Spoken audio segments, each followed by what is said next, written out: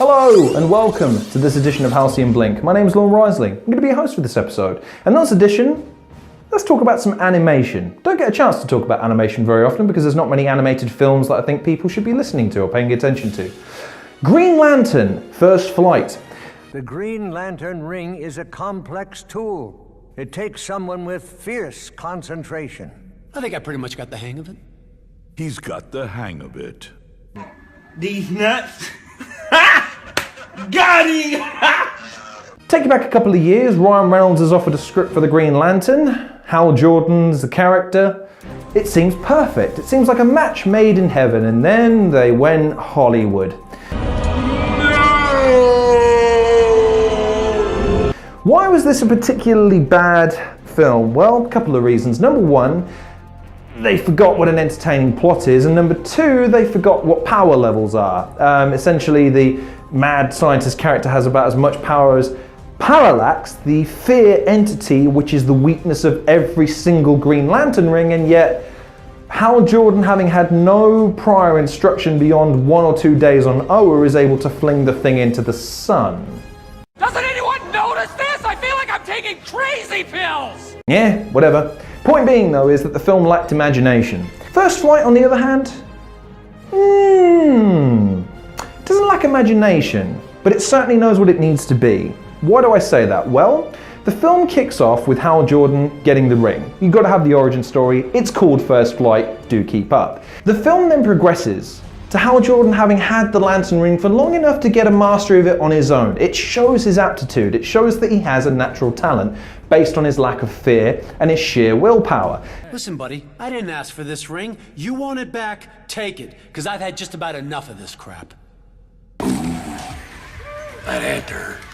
Then he goes to Oa, he gets an appraisal, and then he's partnered up with Sinestro at a critical moment in the Corps. Now, for people that don't know, the Green Lantern Corps is basically an intergalactic police governance body. They're run by the Immortals, the Guardians, who are immortal, I should say. And they preside over the Green Lantern Battery, which holds the green element. And what is that? Well, it's a big battery, obviously, that powers the Green Lantern rings. Come on, get green! Oh, son of a... And these are supposedly the most powerful weapons in the universe, limited only by the willpower and imagination of the user. In this film, they go to the trouble of displaying Hal Jordan's willpower, his imagination, and his skill above all else. They focus on those elements of his character. They think of new and interesting ways for him to utilize his powers and integrate that with the story without focusing on his character too much. They let him do what he does best, which is just the occasional witty quip. They don't have him do long, boundless dialogue that has deeper and irrelevant meaning to the story. They don't have these emotional heart centerpieces. They don't have a love interest story. They keep it simple. And why do I think that's important? Well, in superhero films, unfortunately, as much as we don't like to admit this, come closer. Superheroes don't have a great deal of character beyond their origin story. We care about them because we want to see them use their powers.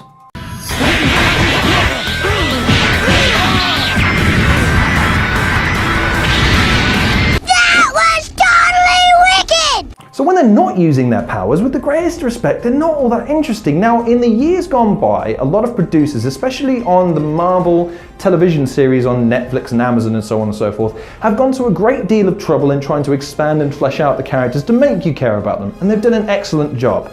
DC, on the other hand, do something different. They tell great one-off stories with the characters, and the way they do this is they use their imagination in applying the character as it is. They don't worry necessarily about fleshing them out.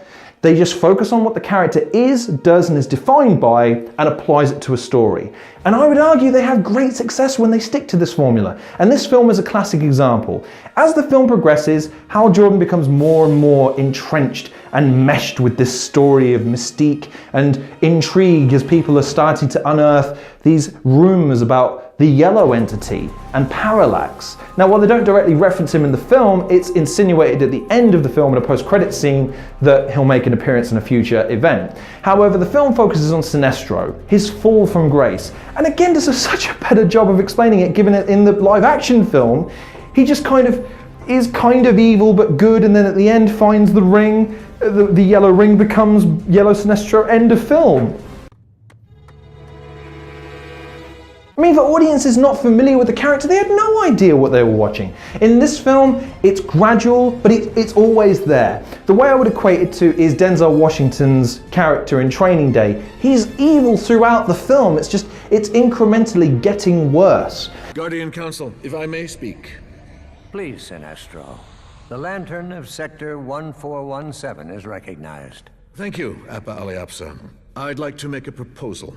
Allow me to take the human under my wing, test him out, see what he's made of. A few moments later.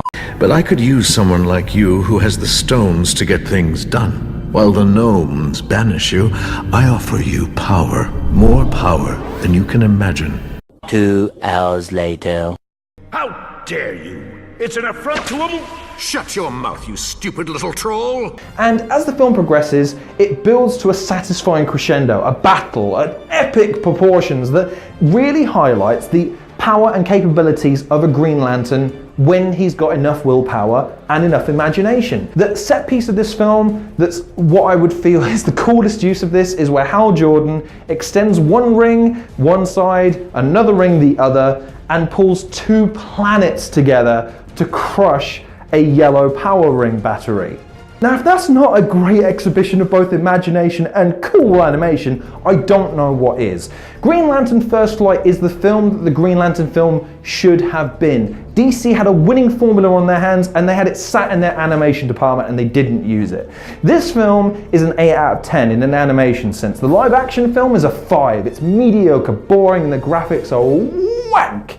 If you want to see a good Green Lantern film and don't want to have to wait for Idris Elba to get the nod, then this is the film for you. And more to the point, it's an excellently paced, excellently choreographed, excellently voiced, animated cartoon movie that I would recommend to anybody. And it's safe for kids. There's a couple of moments that are a bit risque and a little bit violent that you might need to, put the heroes up. But otherwise, excellent film and family friendly for everybody. I'd recommend anyone go check it out, especially if you're a big fan of the old school DC animated series and haven't had a chance to check these out for whatever reason. So what do you think? Green Lantern First Flight, have you seen it? If so, comment in the description below and let me know what you thought. Have you seen any other DC animated films? We'll be covering a few of these in the coming weeks, so keep your eyes peeled if you have. If not, what are some of your favorite animated films? Any could be Disney, Pixar, could be Warner Brothers, anybody. Let me know what you think and let me know what some of the other great animated films that could have been translated into good live action films are that maybe we've dropped the ball on, or maybe there's still hope for us to pick up on. In the meantime though, thank you very much for watching this episode of Halcyon Blink. Please like, share, subscribe, check out some of the other content creators in the description below. Follow me on Twitter, and as always, take care of yourselves, and I'll see you guys in the next episode of Halcyon Blink.